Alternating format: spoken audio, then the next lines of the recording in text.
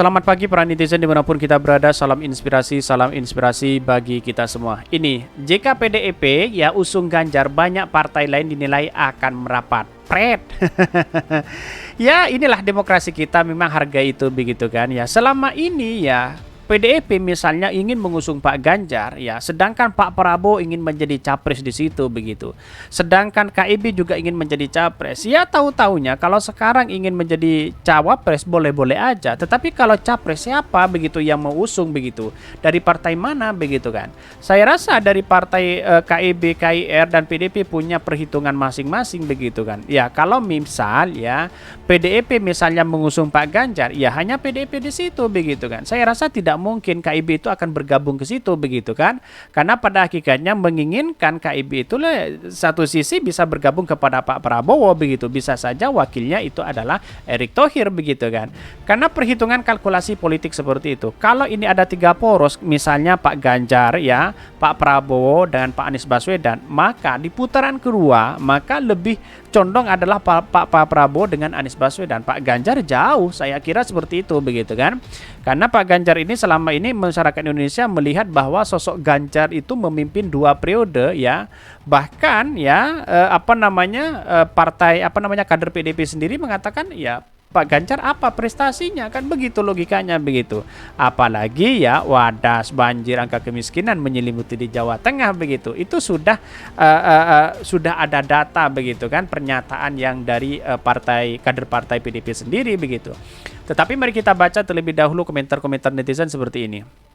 Ini komentar-komentar netizen, jika PDIP usung Ganjar banyak partai lain dinilai akan merapat. Kata siapa begitu ya? Ini banyak sekali ya.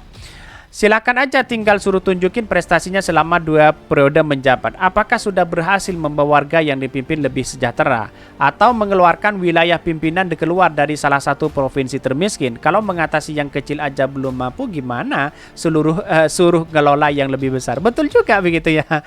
Ini tolong sebutkan ya prestasi apa. Milih ketua OSIS aja perlu seleksi ketat. Dasar memilih dia itu apa?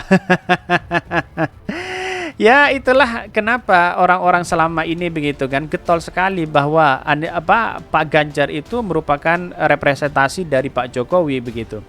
Padahal ya dari kinerjanya begitu kan 2 periode, tapi menunjukkan keberhasilannya apa? Eksistensi keberhasilan di Jawa Tengah apa begitu ya.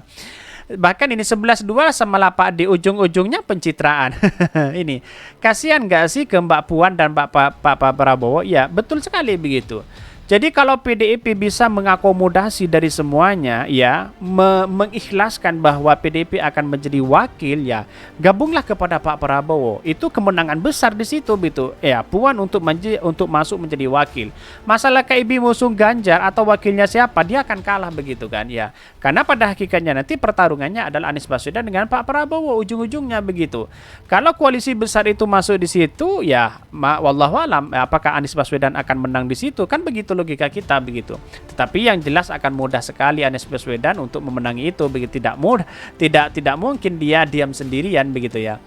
Bahkanlah Prabowo yang sudah ngebet capres mau ditaruh di mana, lalu kondisi pemimpin Jokowi gimana? Ini ya.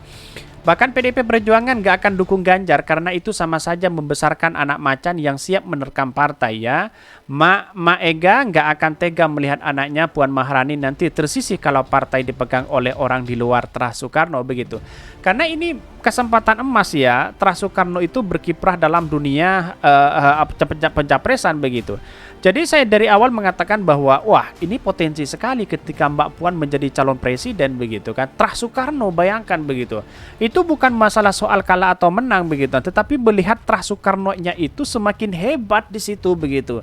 Bukan dari partai-partai lalu kemudian tidak punya prestasi, hanya pencitraan saat sini lalu kemudian diusung menjadi calon presiden, kan nggak gitu juga begitu ya. Tetapi melihat Soekarnoisnya luar biasa begitu. Tetapi mari kita baca terlebih dahulu beritanya seperti ini. Ini beritanya, jika PDIP usung Ganjar ya, banyak partai dinilai akan merapat. Pret, kata siapa begitu ya. Ini dikutip dari Viva Politik Penelitian Pusat Kajian Politik Aisyah Putri, ya, Budiarti menilai PDIP Perjuangan berpeluang membentuk koalisi besar dalam menghadapi Pilpres di 2024, terlebih apabila PDIP mengusung dan mengumumkan sosok Ganjar Pranowo sebagai capres. Hal tersebut akan menjadi magnet dan membuat parpol lain merapat kepada PDIP. Saya kira jauh begitu ya. Jadi analisis seperti ini saya hormati begitu kan. Tetapi menurut saya pribadi ya, Pak Prabowo juga ingin menjadi presiden di situ. Pak Airlangga juga ingin menjadi presiden begitu. Bukan taruhannya siapa yang kalah begitu ya. Tetapi bagaimana taruhan itu eksis di situ begitu ya. Bahkan jika PDIP mengumumkan capres sebelumnya koalisi besar ini benar-benar terbentuk, maka PDIP akan menjadi game changer ya dalam proses lobby-lobby politik antar partai ya, kata Aisyah kepada wartawan. Koalisi besar itu kan Pak Golkar sendiri mengatakan masuk dulu baru bahas capres di situ begitu ya. Karena kan punya kepentingan masing-masing akan ya bisa saja bisa bubar begitu ya. Tetapi melihat realitasnya kita melihat situasi dan perkembangan ya bisa saja terjadi begitu ya. Bahkan menurut dia ketika PDIP mengumumkan capres, hal tersebut akan membuat partai lain memikirkan ulang strategi politik menjelang Pilpres ya. Bahkan dia mengatakan PDIP pun bakal menjadi arus perubahan peta politik dan membuat parpol lain merapat, khususnya parpol yang belum tergabung ke koalisi. Bahkan mereka parpol akan melihat potensi menang, potensi mencalonkan wapres dan lainnya. Aisyah menuturkan salah satu alasan PDIP dan Ganjar menjadi game changer politik gara-gara memiliki elektabilitas paling tinggi. Dan bahkan di satu sisi ya dia mengatakan bahwa kalau terbentuk koalisi besar ya otomatis yang disodorkan menjadi capres siapa begitu. Apakah Pak Ganjar apa Pak Puan? Sedangkan Pak Prabowo menjadi capres ya tidak bisa dibantah hal itu begitu ya.